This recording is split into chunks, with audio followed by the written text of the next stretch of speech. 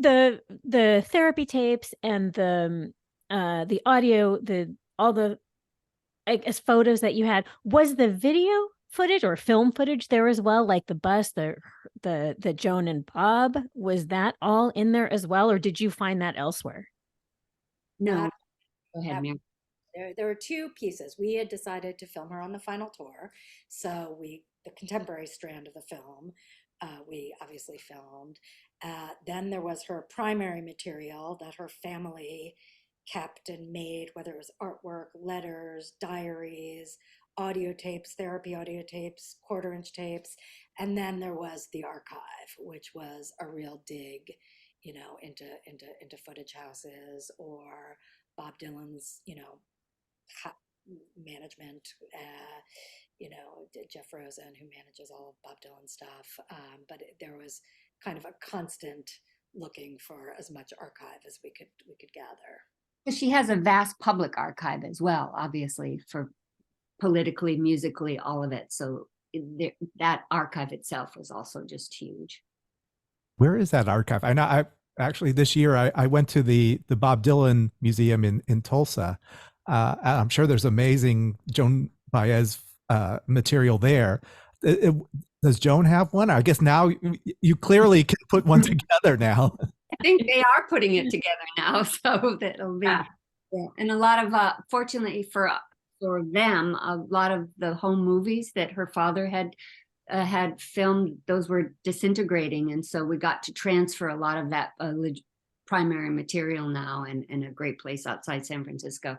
So yeah, but they are actually now organizing it, I think, and it will land. I'm not sure where it'll land, but it'll land somewhere. That I think it's interesting as well. Like the material that her father shot was really beautifully shot, and he was also a very talented photographer as well. So like there was some really interesting layers to that. Like, I mean, they were such a creative family in that regard. Everybody had that kind of visual eye, that artistic eye, and so obviously it blended beautifully for us in terms of like past and present and so on. But it was something that really stood out. I was trying to imagine saving. So before anybody knew who she was going to be or what her impact was going to be on the world, the country, the world, having all that material archived, the tapes, just everything, things that we wouldn't necessarily save about our lives. It's some pretty good forethought. Her parents, particularly her mom, saved everything, not just for Joan, but for Pauline, Mimi, and Joan. She did, and she was beautifully organized and had things labeled. Part of it may be generational, I don't know. They were also beautiful letter writers, as you can see. They all wrote gorgeous letters back and forth with beautiful penmanship. Even that now, young kids who've talked about that, just the idea of having letters, a letter archive, is so kind of rare.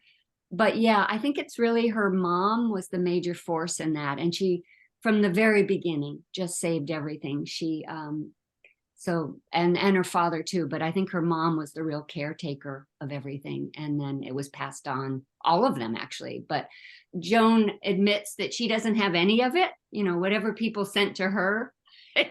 But she was the star. She's the one on the road, but everybody around her did happily save everything. So, but I'm struck by it too. I can't get over it. I mean, it's really. And I think her father recorded everything. Her mother saved it, but her father documented everything. That's true, Mary. Yeah. Was that in like on Super 8, or what was the film stock, and how was this maintained? Super 8, right? It was Super 8. Different things. There was some 16 millimeter, there was some Super 8, there was 8 millimeter. He then had this quarter-inch audio cassette player that he would take himself.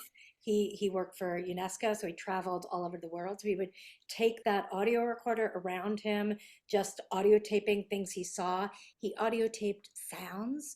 So when they lived in Baghdad, the dog barking, the sounds of the street sounds. So there'd be hours and hours of material of these places they had traveled to as well. So it was, I mean, he was kind of an amazing sociologist or he pieces of the world all over the place. Sometimes he'd audio tape dinner conversations that had that he would have. And he So also made audio shows kind of sometimes, with incredible classical music to start, and then the climbing up some mountain in California and this kind of thing. And then he would, and he had people chiming in. So he'd kind of make a little audio kind of documentary sometimes. And just, I think it's interesting also the parallel, because Joan obviously did the audio recordings too. So it was passed on, that kind of tradition, when she went on the road and she was traveling as a young artist in the early 60s and stuff.